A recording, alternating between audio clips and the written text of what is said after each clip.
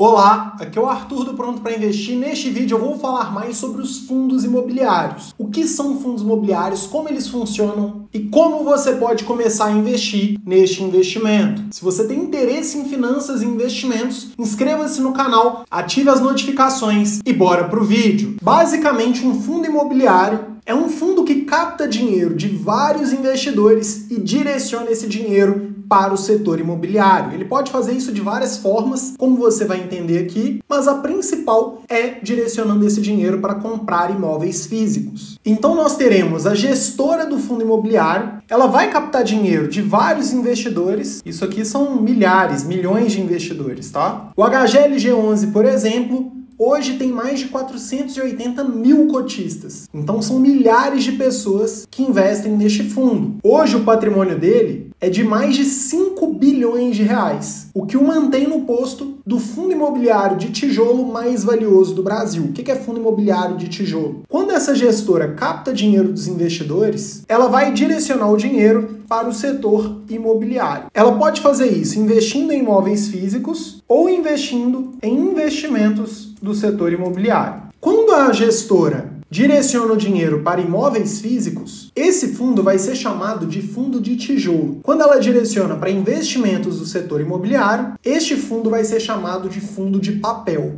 Então, o fundo de papel ele não tem imóvel físico. Você está investindo no setor de imóveis, mas não diretamente em um imóvel físico. Então, vamos supor que a gestora captou dinheiro desses investidores e direcionou para a compra de 20 galpões logísticos. Então, galpões que são utilizados para as empresas fazerem suas operações logísticas. Uma fábrica, por exemplo. Ela pode colocar esses imóveis aqui para alugar. Então, ela pode alugar lá para o Mercado Livre. Ela pode alugar um galpão para lojas Renner. Ela pode alugar um galpão para lojas americanas. Ela pode alugar um galpão para Ambev. Ela pode alugar um galpão para Grendene, que é dona da Raider Melissa Ipanema, e assim sucessivamente, tá? Quando ela recebeu os aluguéis que essas empresas aqui vão pagar por cada um dos imóveis que elas estão alugando, a gestora vai cobrar uma taxa de administração e o restante, pelo menos 95% dos lucros, ela terá que distribuir com os investidores. Essa obrigação é a cada 6 meses,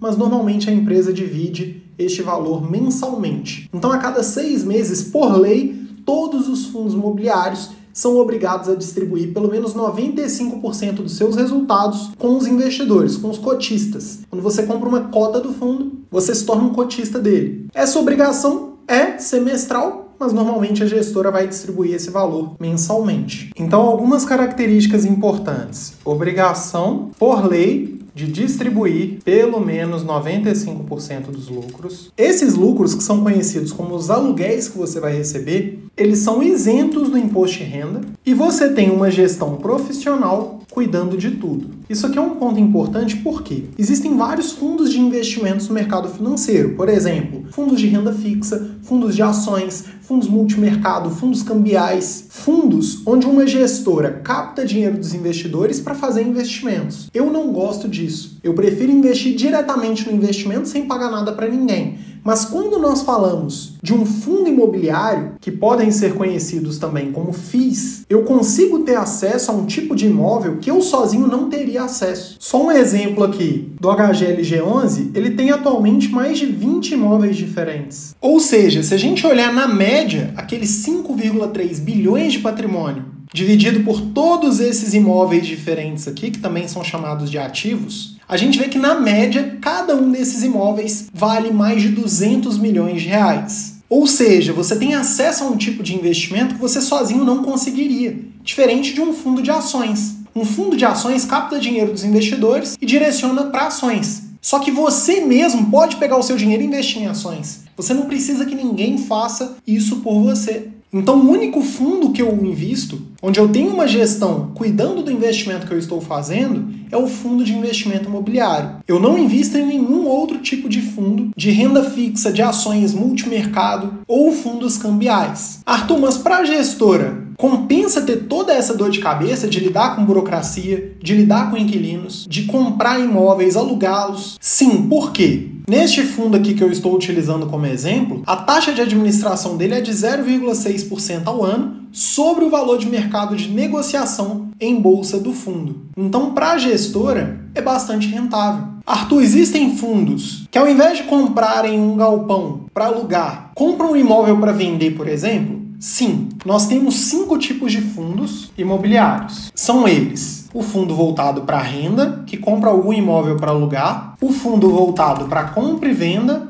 que tem como objetivo ficar comprando e vendendo imóveis; o fundo voltado para o desenvolvimento de imóveis, ou seja, ele pode comprar um lote vago e construir um imóvel, por exemplo; um fundo de recebíveis imobiliários. Este aqui, ele é um fundo de papel que direciona o dinheiro para investimentos atrelados a imóveis, então ele não vai ter imóvel físico. E nós temos os fundos de fundos, que pegam o dinheiro dos investidores aqui e direcionam para comprar cotas de outros fundos imobiliários. Eu, particularmente, não invisto em nenhum fundo de papel. No caso dos fundos de fundos, porque você acaba pagando a taxa de administração 2 vezes. Primeiro você paga para a gestora que você está investindo e indiretamente você paga para o fundo que ela está investindo. É o que eu falei, se você pode pegar o seu dinheiro e comprar o fundo que você quiser, para que você vai depender de uma gestão para fazer isso? No caso dos fundos imobiliários, não compensa os fundos de fundos. E no caso dos recebíveis imobiliários, o MXRF11, por exemplo, é um dos fundos mais famosos do Brasil.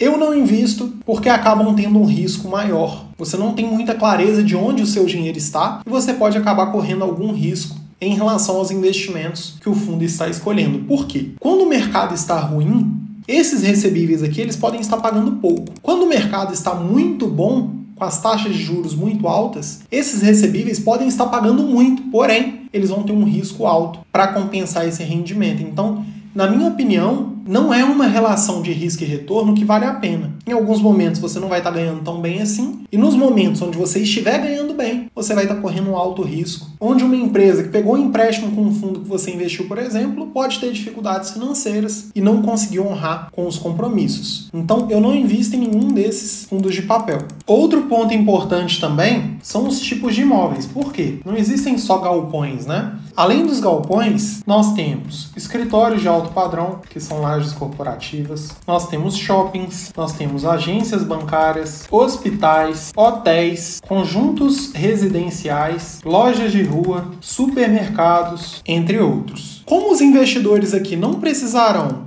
lidar com burocracia, lidar com impostos, lidar com inquilinos, com cobranças, com nada disso, qual que é o segredo para esses investidores aqui terem sucesso? Escolherem bons fundos imobiliários. Nem todo fundo imobiliário é bom, nem todo fundo imobiliário é seguro. Existem vários fundos, por exemplo, que têm vários imóveis, mas que estão alugados para apenas um inquilino. Ou seja, se este inquilino sair, o fundo vai ficar sem receber aluguel e suas cotas vão desvalorizar muito. Nós temos que avaliar os tipos de imóveis, onde os imóveis estão, se esses imóveis estão alugados ou não, a qualidade desses imóveis, se eles têm vários inquilinos ou não, qual a participação dos fundos em cada um desses imóveis, porque o fundo pode captar dinheiro de vários investidores e na hora de investir nos imóveis físicos, ao invés do fundo, neste exemplo aqui, ser dono dos 20 galpões, ele pode comprar apenas 5% de cada um dos galpões. Aí ele teria uma participação muito baixa em cada um dos imóveis. São critérios importantes. Se essa gestora é confiável, qual que é a taxa que essa gestora cobra. São vários critérios que você tem que avaliar para que você realmente possa ter um bom retorno, tanto pela valorização quanto pela distribuição de lucros, que são os aluguéis mensais. Então, como ganhamos dinheiro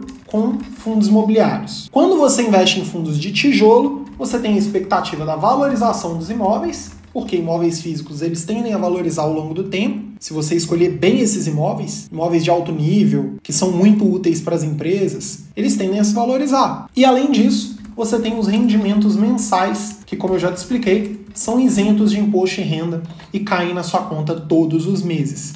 Então, todos os meses, por volta do dia 15, eu recebo uma renda diretamente na minha conta que vem desses rendimentos mensais pagos pelos fundos imobiliários que eu invisto. Arthur, mas como nós compramos as cotas dos fundos imobiliários? Através da Bolsa de Valores. Então, quando o fundo capta dinheiro desses investidores e acumula um patrimônio relevante, ele divide este patrimônio em milhares, milhões de cotas que cada um desses investidores aqui podem negociar. Então, hoje, por exemplo, se você vai comprar cota de um fundo imobiliário, você não necessariamente vai comprar diretamente com a gestora. Você pode comprar de outros investidores que estão se desfazendo dessas cotas. Por isso é importante a gente avaliar nos fundos imobiliários a liquidez deles. Ou seja, o fundo que eu trouxe como exemplo aqui para ensinar para vocês, ele tem uma liquidez média diária de 6 milhões de reais. Ou seja, 6 milhões de reais negociados todos os dias entre os cotistas. Pessoas que compram e vendem cotas todos os dias. Lembra que eu te mostrei que ele tem milhares de cotistas? Essas pessoas podem querer comprar mais cotas ou se desfazer dessas cotas. A gente vê se tem negociação aqui em liquidez. Por quê? Tem fundo que não tem liquidez. Às vezes são poucas as pessoas interessadas que você nem consegue comprar cota. E se você comprar, você não consegue nem vender. Isso é um critério que nós temos que avaliar também. Existem vários fundos imobiliários que eu nunca investiria só por este critério. Então a Bolsa de Valores nós acessamos através de uma corretora de valores ou um banco digital